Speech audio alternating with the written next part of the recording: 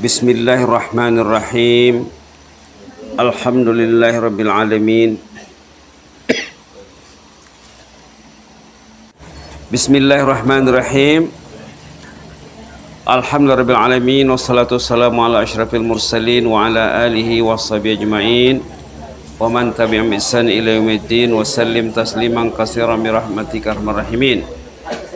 Rabbi shrah li sadri wa yassir li amri wahlul 'uqdatam min lisani yafqahu qawli. Subhanaka la ilma lana illa ma 'allamtana innaka antal alimul hakim. Alhamdulillah yang dihormati bersama panitia musalla ataupun surau Nikmah ya. Kampung Bania Tambua Kajai ya. Alhamdulillah. Kebetulan saya diamanahkan oleh Buya Munir untuk datang kemari. Buya Munir kawan sejak sekolah dulu di Purba. Kawan lama tahun 70-an. Dari 1975, 76, 78 dengan Buya Munir. Alhamdulillah. Kemudian saya lama di Malaysia. Lama di Brunei, lama di luar negeri. Ndok lama bana ada kira 42 tahun. Jadi di sana kalau di masjid orang tidak merokok di sana. Di pekarangan masjid pun tidak boleh merokok di sana. Orang yang pergi ke Malaysia tahunya tuh. Di Brunei sama juga. Tidak ada orang merokok di masjid itu. Di negeri awak mainnya. Itulah ya. Jadi minta maaf lah. Jadi sekarang mungkin soal jawab lah, tanya jawab. Kalau ada yang bertanya dijawab. Kalau tidak ada yang bertanya, awak bertanya lagi. Oke ya. Kenapa datang ke masjid, ke surau? Itu pertanyaan pertama.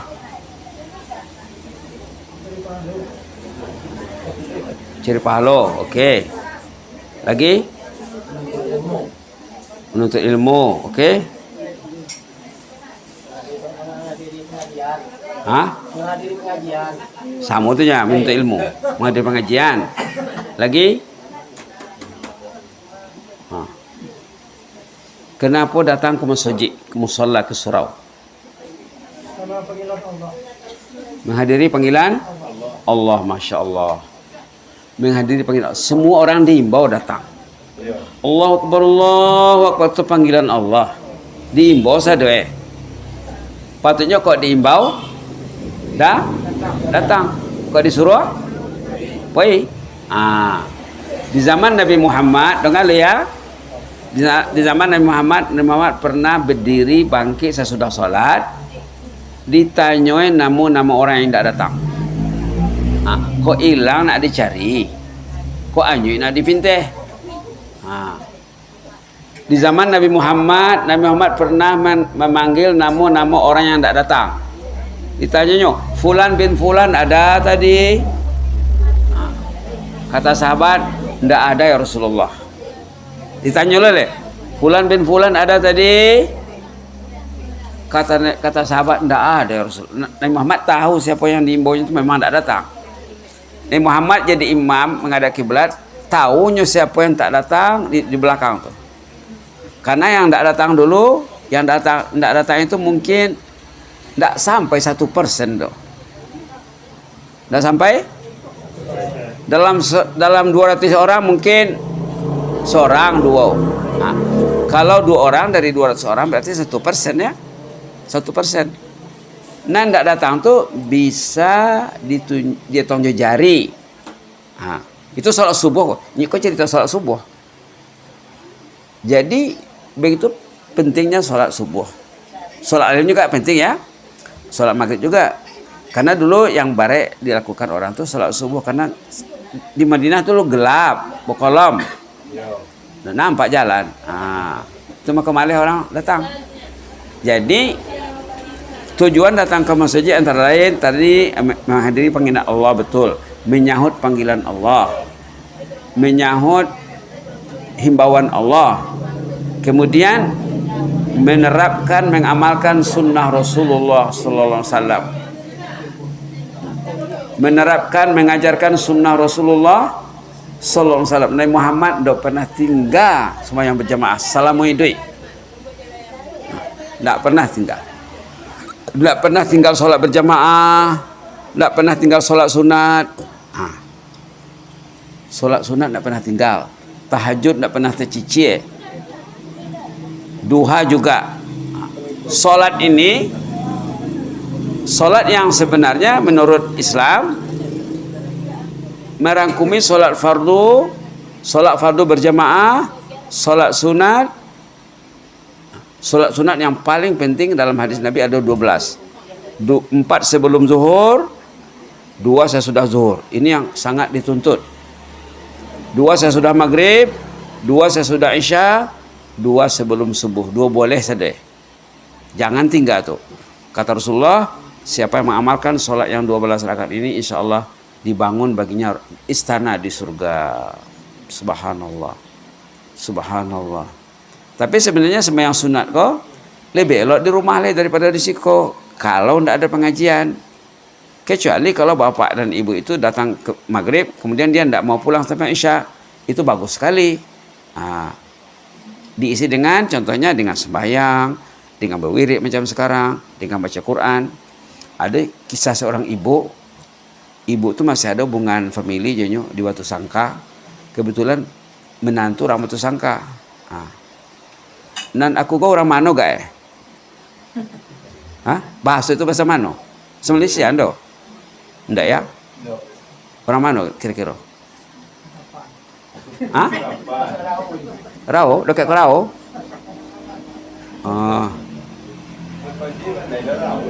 Iya. Orang Petok. Orang Petok. Tapi asal orang coba dak? 2 koto. Margai Lubis. Tapi Lubis Minang. Bukan Lubis Mandailing. Baik. Yang jelasnya apa tadi? Kalau bisa sembahyang yang betul fardu berjamaah. Karena Rasulullah mencari orang yang tidak datang sholat ke masjid. Bahkan pernah mengancam. Mengancam itu apa? Menakut-nakutkan. Akan dibakar rumah orang yang datang sholat. Pernah, ada hadisnya. Artinya penting sholat itu. Yang kedua, pernah orang buta bersuruh Nabi Muhammad minta izin kalau bisa sholat di rumah. Bisakah saya sholat di rumah? Saya ini buta. Kadang-kadang ada orang yang menemani saya, kadang tak ada. Mula-mula kata Nabi Muhammad, okelah, sembahyang di rumah saja. Kemudian tidak jauh jalan dipanggil balik. Mari sini lo nya. Lah itu dong obangnya.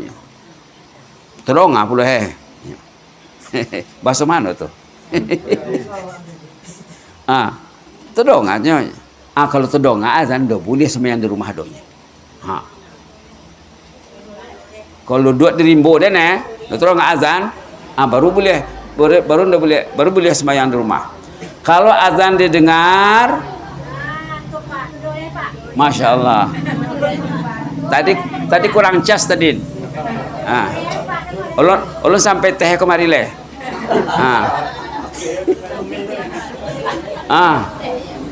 Meli orang minum teh baru. Kalau todonga azannya Nabi Muhammad, do boleh sembahyang di rumah do. Ada juga dalam hadis dikatakan orang yang rajin datang ke masjid, musola itu dokek di hati dokek di mata, dokek di hati. Dalam hadis dijamin hidup matinya diurus Allah. Awak ini kita kok nak mengurus hidup memang supaya, apalagi nak mengurus saat nak mati. Dalam Islam diajar tuh, diajar kita mengurus saat kematian macam mana supaya mati itu senang. Bismillahirrahmanirrahim. Woi manis, hati orang suka ya. Alhamdulillah. Dalam Islam kita diajar macam mana nak sonang waktu mati itu. Pernah ajarnya? Itulah. Patut disuruh Buya datang kemari. Di Islam diajar macam mana nak sonang nak mati. Antara lain dalam hadis rajin datang ke masjid. Orang tuh kalau pagi di masjid, siang di masjid, maghrib malam di masjid, Indo ke mungkin di fobia memati itu dah. Dah mungkin tu dah. Panggilan Allah di sahutnya. Panggilan Allah didatanginya. Azan itu panggilan Allah, panggilan ilahi. Kita dipanggil. Oh, ini panggilan. Betul cakap Bapak tadi. Ke masjid memenuhi panggilan ilahi. Siapapun yang muazin, tadi namanya muazin, anak kita Afdal, santri Pondok Pinaga. Iko namanya Khalil. Iko anak Buya Kasmir. Saya kenal. Kau anak ya? Anaknya kelas berapa? Kelas 5. Anak Buya Kasmir. Buya Kasmir orang Koja enggak? Kau anak ya orang Koja kok? Jadi dalam hadis, kalau ingin senang nak mati, datanglah menghadiri panggilan Allah. Jadi di antara lain niat kita nak ke masjid itu, ya Allah, uruslah kematianku nanti ya Allah. Subhanallah. Apa rasionalnya? Apa logikanya orang yang datang ke masjid senang nak mati? Setiap bapak dan ibu melangkah ke masjid, setiap langkah itu menghanyutkan dosa. Menghanyutkan dosa. Pergi dan pulang. Siapa yang paling jauh rumahnya di siko? Dok, seadanya. Kalau bisa sesekali coba hitung berapa langkah gak ya? Disuruh tuh. Karena nilainya per langkah. Satu langkah tuh 3 pontene. 3 nilainya. Pertama menghanyutkan dosa. Yang kedua menaikkan derajat. Yang ketiga dapat 1 pahala. 3 in 1 yang orang kini. 3 in 1. 3 dalam 1. Jadi bukan sekedar nak dapat pahala solat berjamaah. Itu 1. Kalau kita hitung lebih 100 fadilat datang ke musalla. Tadi cerita yang dibuat tersangka tergantung tadi. Ibu kok meninggal kalau tidak salah umurnya 84 atau 86. Tapi sejaknya sehat tetap solat di masjid. Sampai waktu dia sudah lemah, berjalan 10 langkah berhenti, 10 langkah berhenti. Jalan di kampung orang ini, lu baca di menurun, menurun. Nak apa menurun, nak pulang, lagi 10 langkah berhenti, 10 langkah berhenti. Ndak tolak dia pakai tolak kuang leh, naknya, tolonglah pakai amak talak kuang. Ndak talak dia amak lehnya, minta tolong sama orang sebelah. Kemudian kadang-kadang mau sembahyang maghrib lupa dia. Nak, kita ini sembahyang apa nak katanya? Sembahyang maghrib mak. Oh maghrib ya. 3 rakaatnya nak. Iya. Sampai begitu, tapi masih datang ke masjid. Jadi Allah sayang sama ibu ini. Namanya Ibu Rahmah rahimahullah. Lalu Allah ambil nyawanya sesudah maghrib macam ikokoh di masjid. Namun masjid orang tu masjid Ihsan, kampungnya kampung Simabu. Kota apa? Lain nama kampung keteknya lupa tapi di daerah Simabu. Ada orang bersangka sekondak?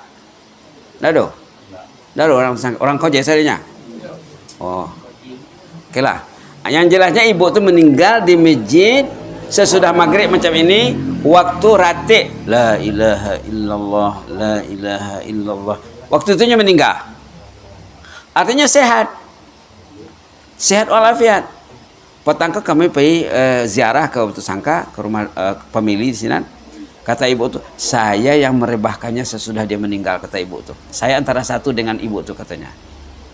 Dia meninggal sesudah maghrib di masjid, waktu berwirid sesudah salat. La ilaha illallah, la ilaha illallah, la ilaha. Dalam hadis Nabi, pernah didengar hadis Nabi mengatakan, siapa yang akhir kalamnya la ilaha illallah apanya? Masuk? Wah hebat bapak ini ya. Siapa yang akhir kalamnya la ilaha illallah, dakhalal jannah, masuk jannah, masuk surga. Macam mana supaya bisa akhir kalam kita la ilaha illallah? Banyak kan menyebut la ilaha waktu hidup.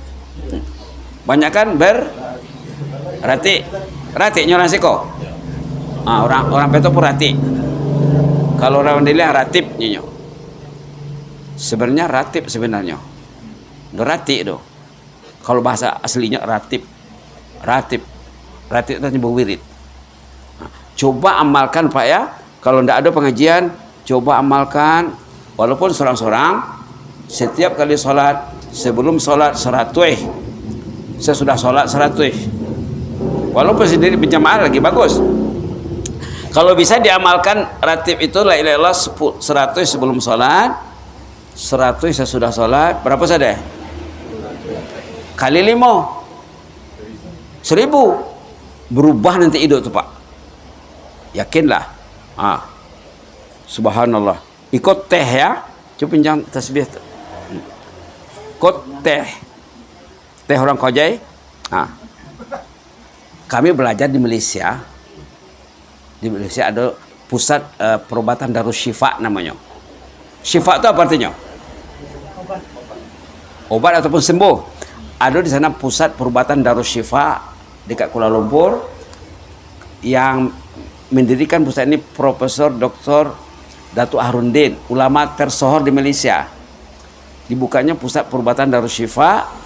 Awak ikut belajar dulu di sini. Jadi nak menguji kekuatan zikir kami pakai ayat. Pakai ayat. Kok ayat belum dibacakan la ilaha illallah, dia tidak ada anunya, tidak ada macam dah tahu mah. Kalau dibacakan nanti tengok reaksinya. La ilaha illallah. Tengok reaksi nanti ya. Bismillahirrahmanirrahim. Tengok reaksinya. Air tu happy, gembira. Air tu berubah. Yang kalau pakai copi bisa putih nanti tasbih kok. Tasbih ni menggorak ke tangan awak, tangan awak ada niat, tapi digorak tasbih tu. Badan awak ko kalau berzikir badan ini happy. Happy taunya apa? Sonang. Bapak yang rajin berzikir, ibu yang zakir berzikir, kalau sakit copek sihat Tapi biasanya jarang sakit. Badan awak kau perlu kepada zikir. Di badan awak kau kalau ikut ilmu kedokteran banyak zat cair. Sama dengan kau. Iko gitu juga. Iko belum dibacakan. Coba buka. Sama tuh. Badan awak kau kalau berzikir semakin baik, semakin sehat. Ini belum dibaca ya. Belum dibaca apa-apa. Tengok nanti ya. Tidak ada responnya. Niang. Kalau baca apa contohnya? Subhanallah pun cukup. Subhanallah. Tengok nanti kesannya. Ini dipelajari di Malaysia.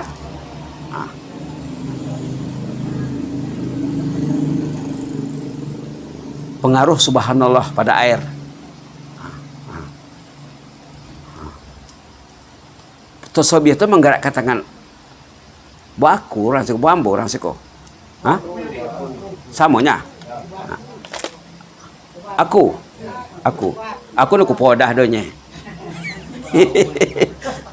Okey. Nak menggerakkan tasbih. Tadi itu kekuatan zikir tadi. Jadi bapak raja-raja berzikir. Kalau bisa beramalkan 200 sebelum sholat, 100 ya. 100 tadi ya. 100 200. 5 kali 200. Berapa tadi? Cobalah nanti. Kalau tidak berubah dah, cari orang petok kok. Mana orang petok tu nyonya? Tanya Buya Munir. Badan tu Pak. Iko aye macam lai akai. Awak dalam badan kok banyak darah kan? Kelenjar-kelenjar apa namanya ni? Lemak. Ayo. Apalagi orang yang berat badannya ya. Banyak lemaknya. Itu kalau kita berzikir badan itu mengerti. Ikut dek jam tangan ke ya, dia selalu dibawa berzikir. Jam kau selalu buat berzikir. Kacamata kau selalu solat, selalu kunci. Kalau pakai tasbih nanti sama reaksinya. Ke jam tangan contohnya kan, yang selalu dibawa sholat, bawa mengaji, bawa mengajar, nah, sama juga. Ini nanti karena sudah biasa terapi, sudah biasa terapi. Ini kacamata ini biasa baca Quran, dia nanti akan berubah. Jadi tulang belulang kita juga, kalau kita berzikir, tulang itu akan semakin sehat, makin elok, makin tahan. Ibu tadi karena ibu yang diputuskan tadi, kalau nyopai sholat maghrib, ndo pulang sampai isya. Mengajinya kalau ndak ada pengajian, baca Qurannya sendiri atau berjamaah tadarus. Itu amalannya. Subhanallah. Subhanallah. Yang penting badan awak kok. Hati juga ya. Hati kita. Tadi pernah terdengar ala bizikrillah tatmainnul qulub. Terdengarnya ndo. Apanya artinya? Ala bizikrillah tatmainnul qulub. Apa kira-kira maksudnya? Ya? Kalau orang itu zikir, hatinya akan tenang dan tentram. Kenapa galau, kenapa kacau, kenapa kusut hatinya? Tidak diisi dengan zikir. Tidak diisi dengan zikrullah. Zikir jo, tapi untuk konanya mungkin sawit. Contohnya lah ya. Sawit zikirnya. Padi, jagung. Lado, sayu. Itu dalam hati ya, bukan zikrullah. Itu maka hati tadi galau, kacau, apa lagi? Kusui. Oke. Untuk apa Allah menjadikan hati? Hati itu apa bahasa Arab ya? Qalbun ya. Bahasa awalnya hati. Tapi tidak sama tuh. Tidak sama qalbun dengan hati doh. Hati itu qaf lam ba, qalbun. Oke? Kenapa Allah menjadikan hati? Coba. Untuk apa? Kalau mata untuk baca Quran, telinga untuk mendengar azan. Contohnya lah ya. Hati itu untuk apa? Ndo tahu kerja hati do.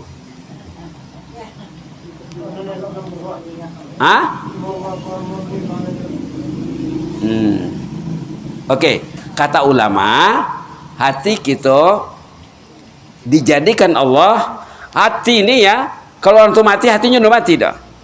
Yang mati organnya, tapi hati nurani itu yang mencintai Allah itu udah mati itu. Badan mati hancur, kecuali orang dijaga Allah ya. Mati hatinya ndo. Hati yang mencintai tujuan hati dijadikan mencintai Allah. Tujuan hati dijadikan Allah untuk mencintai Allah. Macam mana nak mencintai Allah? Banyak. La ilaha illallah, la ilaha. Kalau Allah tahu bapak ini dia ingin mencintai aku, kata Allah. Ibu ini ingin mencintai aku. Allah tolong tuh. Banyak orang kalau kita datang sejengkal, Allah datang sedepan, sesta ya. Kalau kita datang sesta, sedepo. Kalau kita datang berjalan, Allah datang berlari. Sekali awak muah, 10 kali, 100 kali, Allah tu ingin menolong awak. Subhanallah. Mana yang sayang, diri kepada diri atau Allah kepada diri? Sayang Allah lah. Sayang Allah lah. Orang tu kadang dah tahu dah tahu diri, dah tahu Allah. Bukan sayang, sayang. Apa? Sayang ini katanya. Apa arti sayang? Kan beda sayang dengan sayang. Apa tuh? Apa bedanya? Sayang anak ini dah sekolah pondok, tapi sama dengan anaknya. Sayang. Apa arti sayang? Sayang bapak ini badan sehat tapi tidak bawa ke masjid. Apa arti sayang tuh? Sialan. Sialan. Hati dijadikan Allah untuk mencintai Allah. Ingat tuh. Mata dijadikan Allah untuk melihat jalan ke masjid, melihat jalan ke sawah ke ladang, topi ke rejo. untuk masak di dapur, motong sayur dan lain.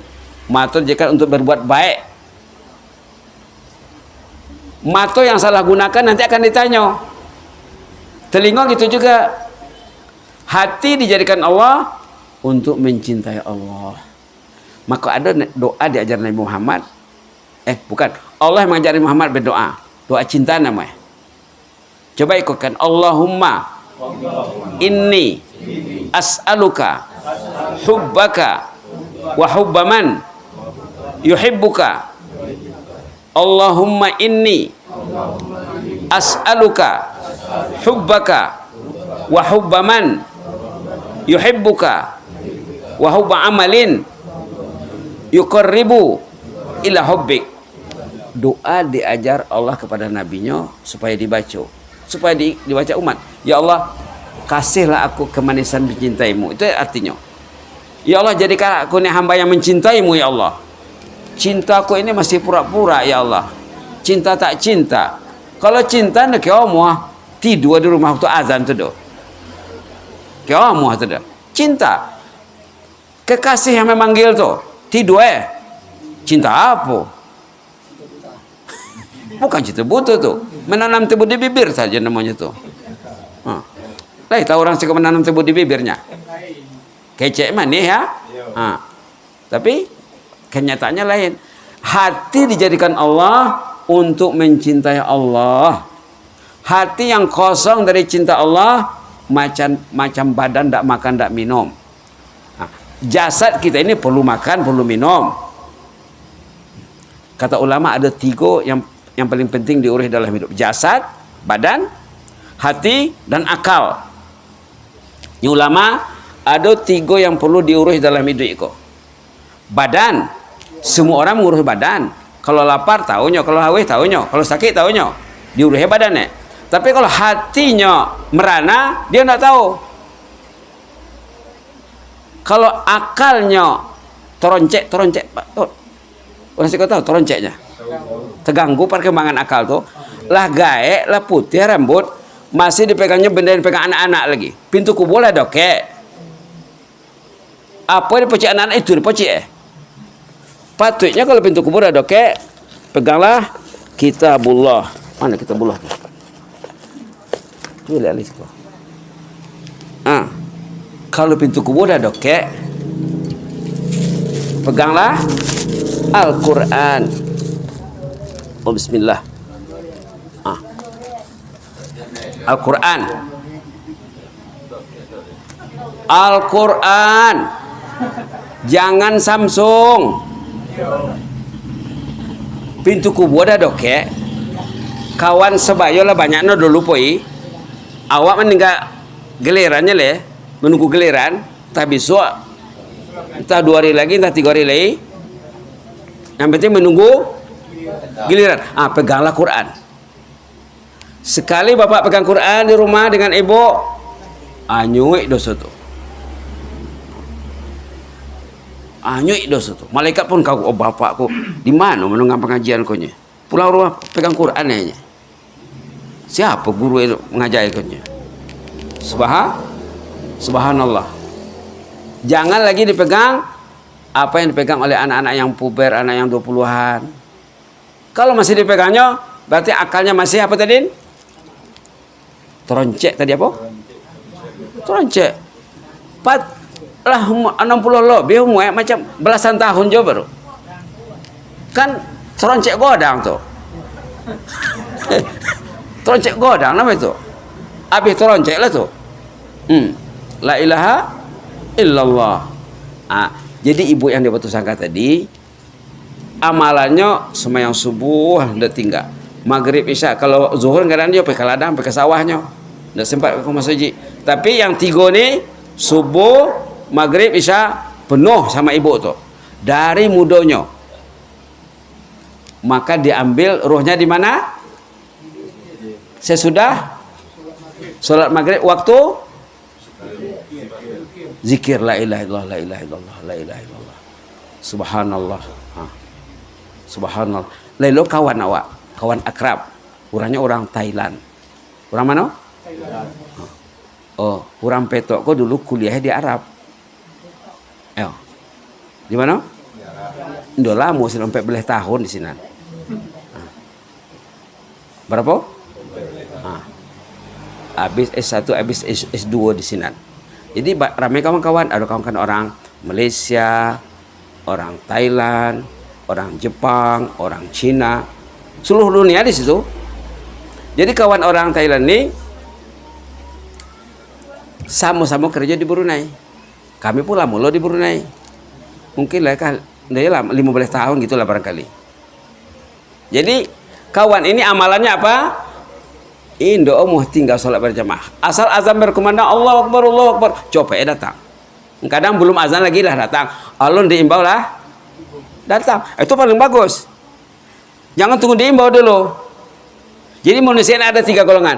Ada alun diimbau lah datang. Alun disuruh lah pai. Ada yang diimbau datang disuruh pai. Ada diimbau pun tidak datang disuruh tidak pai. La ilaha illallah. Domong. Hah? Domong ya. Domom. Iya. Dalam dan domom. Iya. Internalnya domom. Iya. Dalamannya. Jadi kawan yang dari Thailand tuh amalannya tetap memberi perhatian penuh terhadap azan. Meninggalnya sesudah subuh di masjid.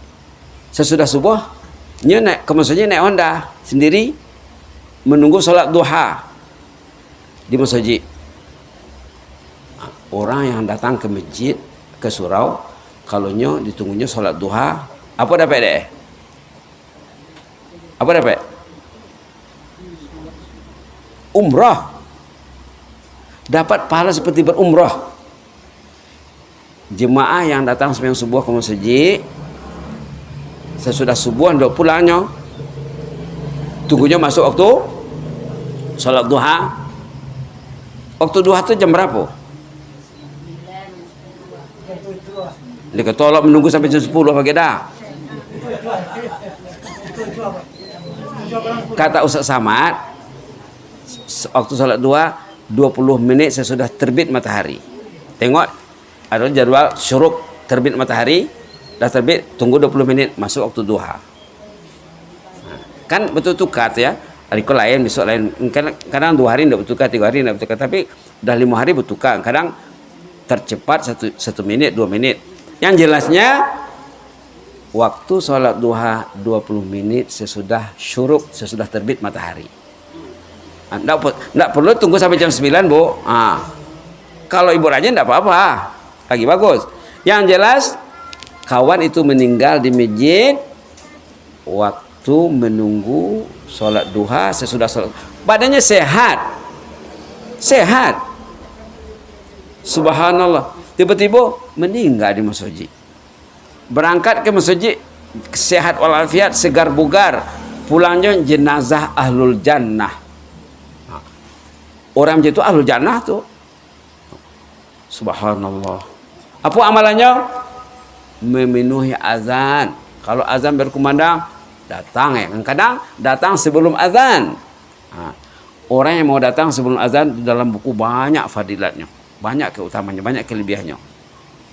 Orang yang datang sesudah dipanggil ada juga, tapi kalau dipanggil tidak datang itu besar masalahnya. Waktu Ustaz Samad ceramah di Jepang sampai lain lah datang sekolah banyak, masya Allah. Ada di keceknya 3 menit pertama yang ngomong, ada dia bilang apa resikonya, bahayanya kalau orang tuh tidak datang sembahyang subuh di masjid. Apanya? Ada dia bilang orang-orang yang tidak sholat berjamaah di masjid subuh katanya. Apa risikonya?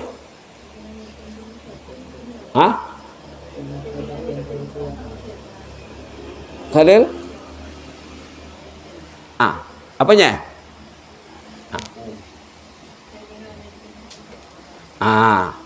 Dikoncing setan telingo hadis Nabi itu. Kalau berang-berang lah Nabi Muhammad. Jangan berang ke orang petok, jangan berang ke Ustaz Samad. Hadis Nabi, orang yang sholat di rumah, ndopai ke masjid, telinganya dikuncingi setan. Hadis Nabi. Kalau nak kena dia age nomor WA besok kue age. Orang yang sholat subuh itu yang sholat ya. Apalagi kalau tidak sholat. Sholatnya tapi di rumah. Indo boleh do. Indo boleh do. Maka Nabi memanggil nama orang yang tidak sholat di masjid. Asyahidun fulan. Rodo idahmu sianu nangkin ni. Pasal mendeling musim robo.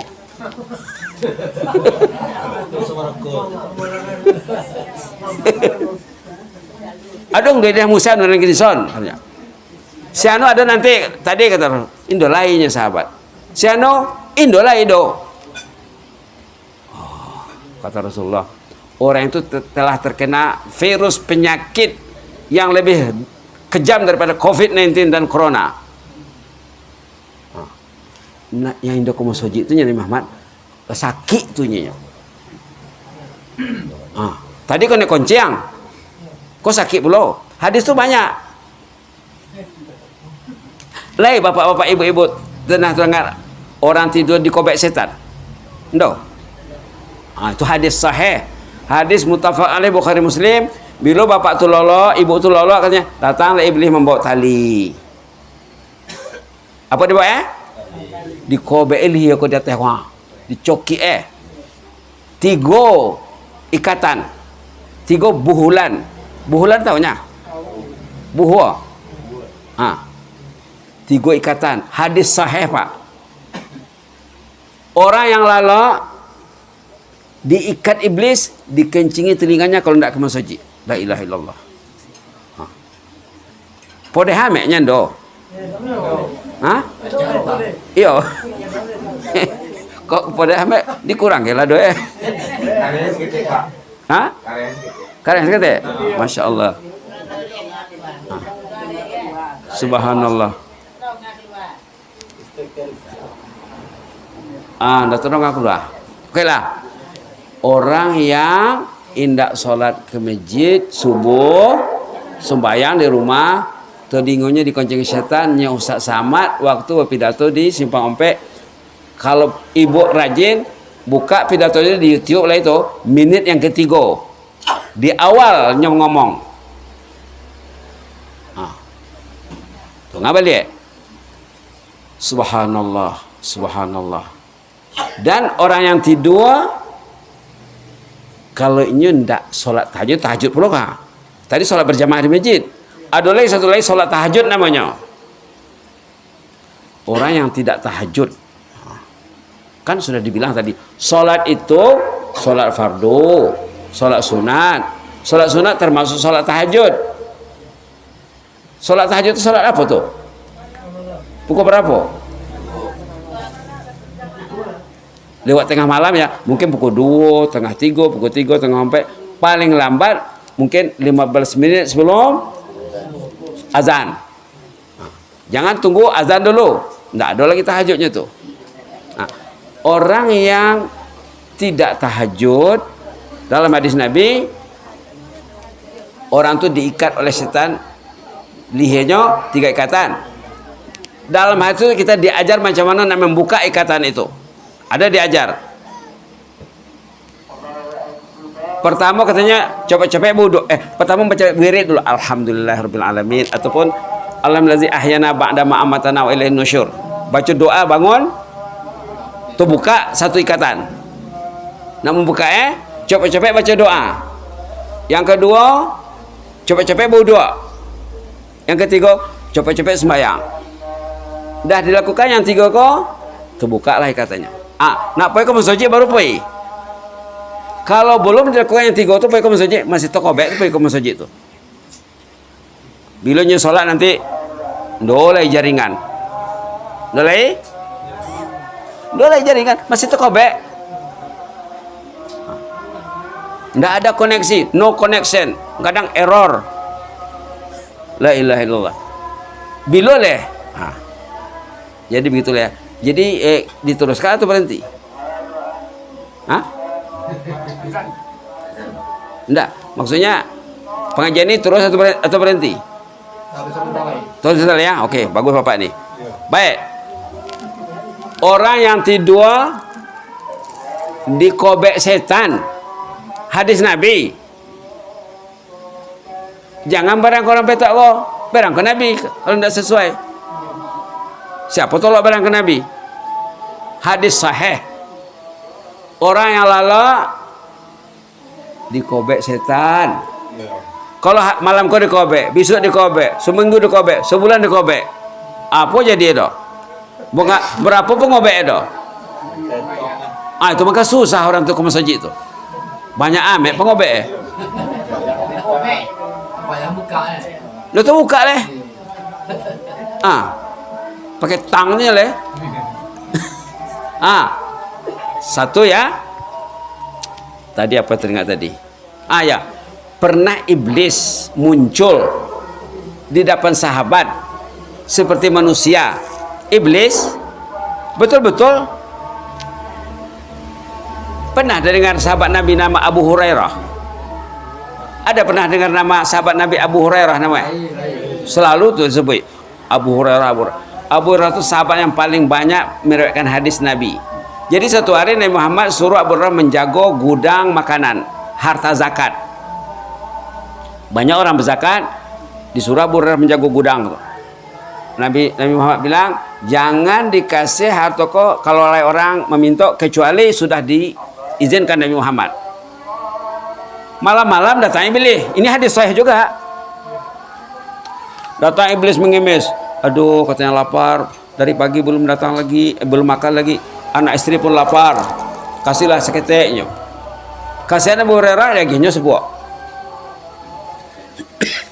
Bismillah. Pagi-pagi bersobat ini Muhammad bersoji. Lai orang datang tadi malam. Lai nyolok. Lapar ya lu makan deh. Kasihan aku melihatnya Nabi Muhammad. Nanti malam datang lagi itu kata Rasulullah. Datang 3 malam itu turik. Berlakon seperti orang lapar, orang susah. Dia gila dari Abu Hurairah. Malam terakhir apa kata makhluk ini? Abu Hurairah belum tahu itu iblis lagi. Beginilah, sudah 3 malam engkau memberi huluran bantuan kepada aku. Sekarang aku ingin membalas budi. Apa katanya? Kalau kamu nak tidur supaya tidak kena kobek, supaya tidak kena kobek, bacalah ayat kursi elok-eloknya. Kalau ibu baca ayat kursi, insya Allah tidak datang pengobek dah. Coba kita baca sama-sama. Bismillahirrahmanirrahim. Ayat kursi. Serentak ya. Allahu la ilaha illa huwal hayyul qayyum. La ta'khudhuhu sinatun wa la nawm. Lahu ma fis samawati wa ma fil ard. Man dhal ladzi yashfa'u 'indahu illa bi'iznihi. Ya'lamu ma baina aydihim wa ma khalfahum. ولا يحيطون بشيء من علمه إلا بما شاء وسع كرسيه السماوات والأرض ولا يؤوده حفظهما وهو العلي العظيم. Sadaqallahu azim. Kata iblis kepada Hurairah, bacalah ayat kursi sebelum lolok, udah kena ganggu lenya. Dah ada orang ganggu tuh. Pagi-pagi jumpa dengan Nabi Muhammad balik. Datang juga tadi malam. Datang baru. Tapi ada hadiahnya. Apa? Baca ayat kursi sebelum tidur. Itu betul kata Rasulullah. Yang ngomongnya itu betul. Sadaqaka wa kadzub. Ngomong iblis itu sekali ini betul. Tapi itu penipu, itu iblis kata Rasulullah. Tapi dia membuka rahasia. Membuka untuk apa tadi? Membalas budi. Jadi iblis mau coba balas budinya. Walaupun iblis. Apa tujuannya? Supaya kita mengamalkan. Sahabat-sahabat Nabi gembira mendengar hadis ini. Wah, saya akan baca. Semuanya baca. Baca ayat kursi sebelum tidur insyaallah. Kalau bisa uduk dulu. Kalau bapak uduk sebelum tidur, ibu beruduk sebelum tidur, lalu malaikat mendoakan bapak. Ya Allah, ampun dosa bapakku. bapak kok bodoh tadi sebelum tidur. Ya Allah, ampun dosa ibu ini bodoh tadi sebelum tidur. Indo kono kobek le. Bahkan dapat doa malaikat. Subhanallah. Subhanallah. Jadi itulah ya. Tolong baca ayat kursi sebelum tidur. Dan membaca ayat kursi sesudah sholat penting juga. Dalam hadis, siapa yang baca ayat kursi sesudah sholat fardu waktu berwirid, katanya kalau dia meninggal dunia masuk jannah, masuk surga. Itu imbalannya, pulangannya, balasannya. Membaca ayat kursi sudah salat, imbalannya, balasannya jannah, surga. Membaca ayat kursi sebelum tidur menjadikan kita tidak diganggu oleh setan. Mudah-mudahan selamat. Tapi internal kita ini, dalaman kita ini, dalaman. Internal tahu orang, kamu udah tahu orang dia. Di dalam badan awak kau, apa lagi di dalam? Ada nafsu. Ada nafsu. Nafsu, kalau nafsu jahat, itu yang diingini oleh iblis. Kalau nafsu yang baik, ndo tolak diwilihin dokek dah. Tolak dia dah. Karena apa? Nafsu yang baik itu kawannya malaikat. Manusia ini ada dua. Ada dua. Sama ada dekat dengan malaikat, ringan berbuat taat. Ringan langkahnya ke masjid. Ringan tangannya pegang Quran. Tandanya orang itu bersama malaikat. Kalau malaikat jauh dari orang itu, siapa yang datang? Setan. Setan akan mencari orang nafsunya yang di dalam ini, nafsu jahat. Di dalam Quran disebut nafsul lawamah, nafsul ammarah bisu. Ini cerita nafsu nih. Tadi cerita hati belum habis lagi, qalbun. Poilo ke cerita nafsu. Yang jelasnya, kesimpulannya, kerejo awak idu iko mengurih 3. Badan, jasad, hati, qalbun, dan akal. Badan makanannya semua orang tahu. Iko belum dicoba ya. Kalau mak tahu Indo. Mungkin lomak tu ya. Mesti lomak tu. Nanti lah Pak. Makanan badan tahu orang sadanya. Kalau lapar tahunya, kalau haus tahunya, kalau ponek tahunya, kalau ngantuk tahunya, mengurus badannya. Tapi hati ramai orang yang tidak tahu. Bahkan kebanyakan manusia yang tidak ada ilmu, tidak belajar, kerjanya merusak-rusak hatinya. Hati rusak dengan apa?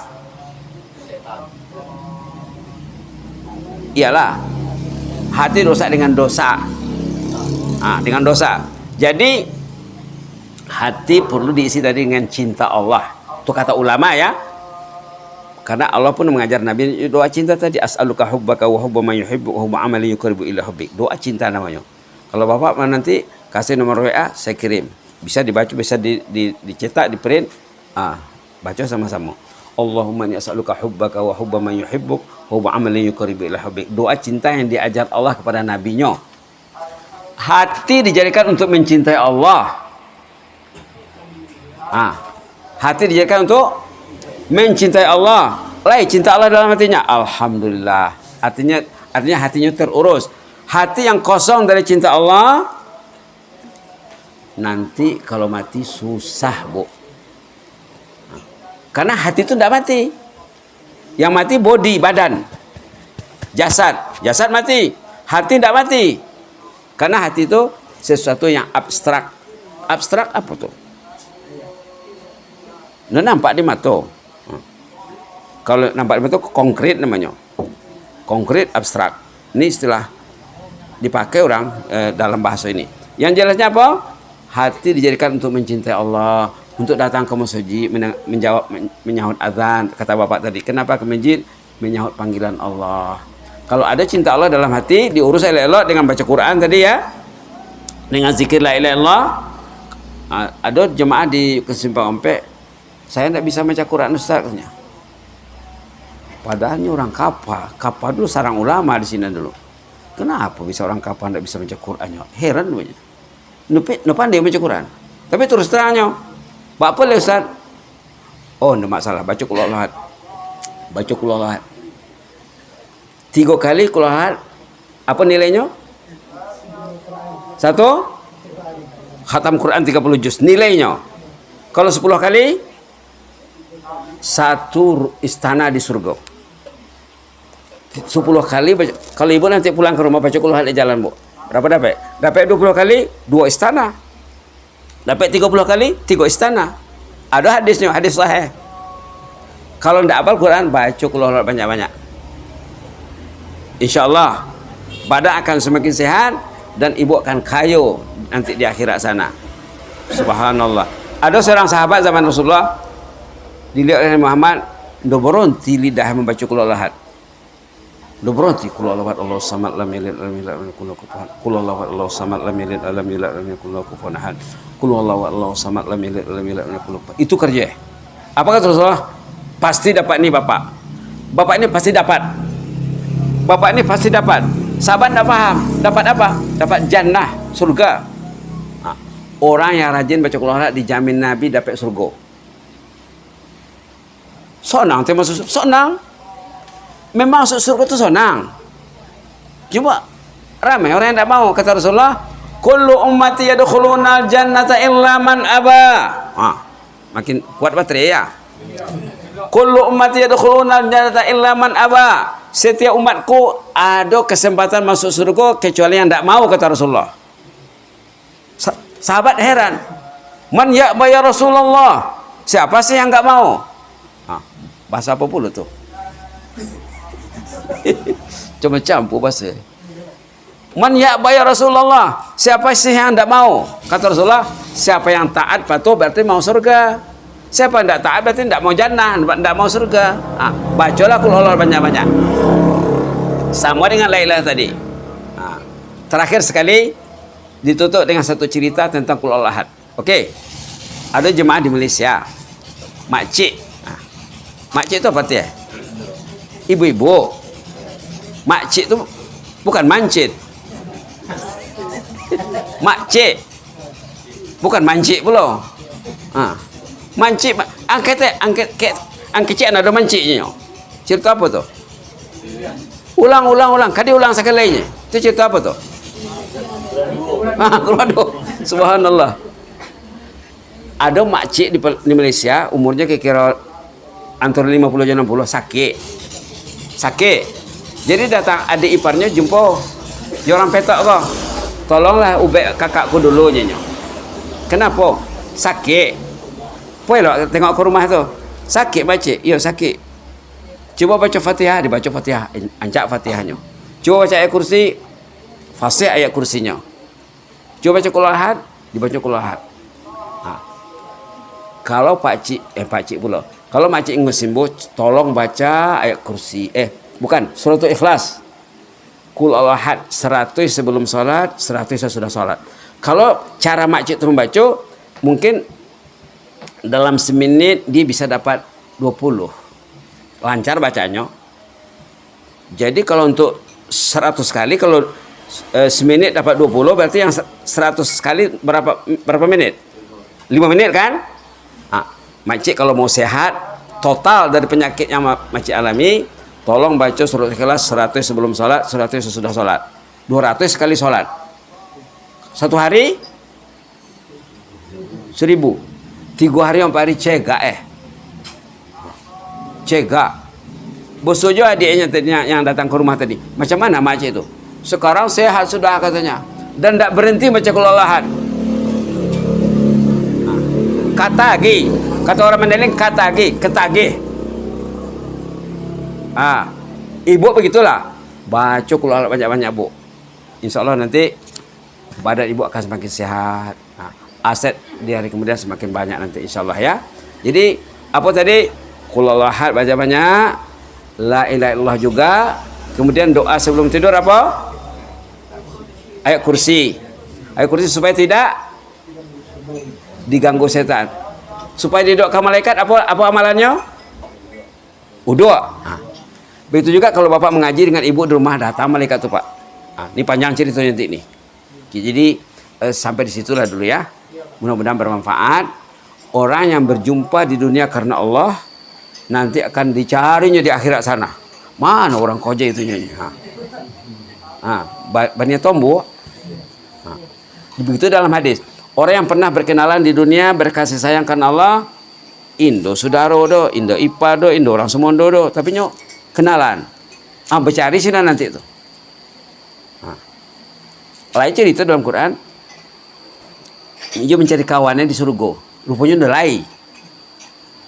Di kontak petugas neraka, lain fulan bin fulan. Oh si kuenya. Ini malaikat apa? Malaikat apa neraka tuh? Malik. Di sini. Ya Allah, kata orang yang di surga ini. Manalah enak saya tinggal di surga, teman saya itu di sana. Disuruh keluar. Lain ayat itu.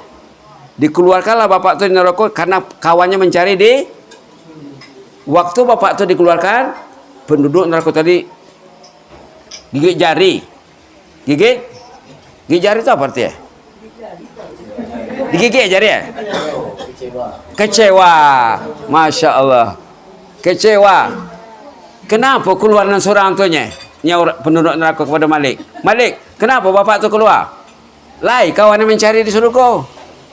Allah sialan sih. Nggak ada kawan yang mencari awak di surga doanya. Alek, jom. Sialan kami ini. Nggak ada kenalan orang saleh di dunia. Nggak ada kenalan orang alim di dunia. Ada ayatnya dalam surah Asy-Syu'ara. Orang yang mencari kawannya di surga. Begitulah dulu ya. Kita tutup dengan doa ringkas. Bismillahirrahmanirrahim. Allahumma zidna wa la tanqusna wa akrimna wa la tuhinna wa atina wa la tahrimna wa asirna wa la tusir alaina wa adina wa adina ya karim. Ya Allah, ampunkanlah dosa Bapak Ibu yang hadir dalam majelis pengajian ini ya Allah. Ya Allah, ampun dosa kami ya Allah. Ajar kami untuk mencintai-Mu ya Allah, mencintai rumah-Mu ya Allah, mencintai kitab suci-Mu, mencintai ahli ilmu, mencintai pengajian ya Allah. Jauhkan kami dari gangguan setan iblis, gangguan nafsu yang jahat ya Rabbal Alamin. Ampunkan dosa kami, dosa ayah ibu kami, datuk nenek kami, kakek kami ya Allah, sanak saudara kami, anak cucu kami, anak kemenakan kami, jiran tetangga dan semua umat Islam ya Rabbal Alamin. Subhana rabbika rabbil izzati amma yasifun wa salamun alal mursalin. Alhamdulillahirabbil alamin. Wassalamualaikum warahmatullahi wabarakatuh.